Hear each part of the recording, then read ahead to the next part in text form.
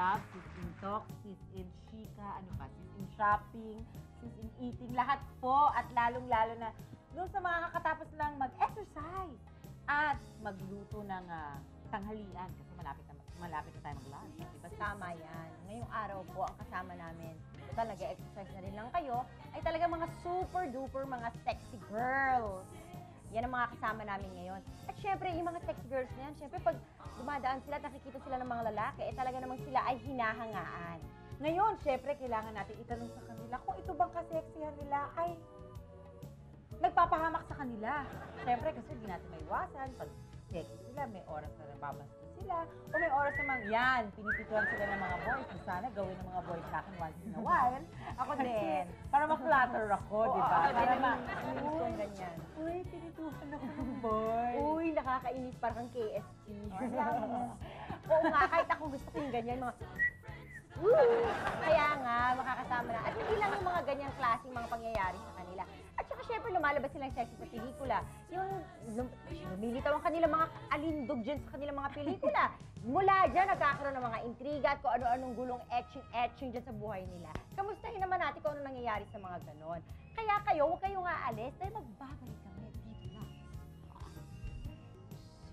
For me, sexy is elegant and somebody who can bring himself naturally. Para sa akin, na sexy, maganda. Makinis. Malaman. So for me, sexy is beautiful. That's it. Sexy kasi dapat healthy rin. Saka dapat healthy rin yung mind niya. Yun yung magiging sexy.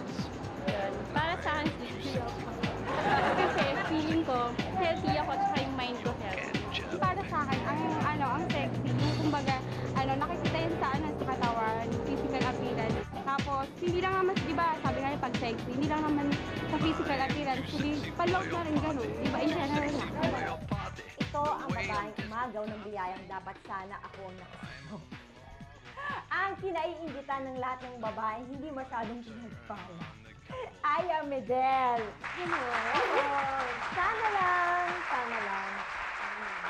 Ay, gusto ko. Pag pinagmasdan niya. Aya, kamusta ka na? Okay lang. Tagal-tagal na natin hindi nagkita.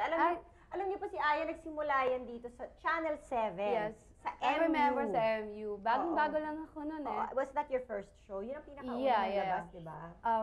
Ika-12 weeks ko pa lang na pag-aartista noon. Tapos nag-MU na tayo. Yan. O, unang tanong. Kasi syempre, medyo sexy tayo ngayon.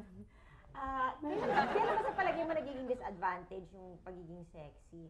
Yung medyo hindi ka natutuwa na sexy ka masyado. Disadvantage kapag pag nasa trabaho ka, ang laki-laki ng advantage yun. Ang disadvantage sa pagiging sexy mo is kapag meron nang nanliligaw sa'yo. Oh, bakit? Kasi pag may nanliligaw na sa'yo, hindi mo alam kung ano yung gusto Kung ano nila. talaga diba? ang pakay niya. Kung seryoso sila or what. Yun lang ang sa tingin ko. And meron pa, pag nasa mall ka, lahat ng mga lalaki nakatingin lang sa'yo as in, yung mukha mo tinitingnan. Mula baba hanggang dulo lang. Panghuli na yung mukha mo. Parang, oo nga pala, yung mukha din. Yung ganon. Ganon?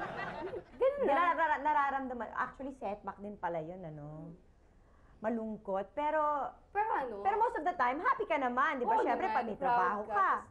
Proud ka kasi, meron ka nun. At least may pagmamalaki mo na meron ka. Na wala ako. Wala. In fairness, meron naman. Uy, salamat.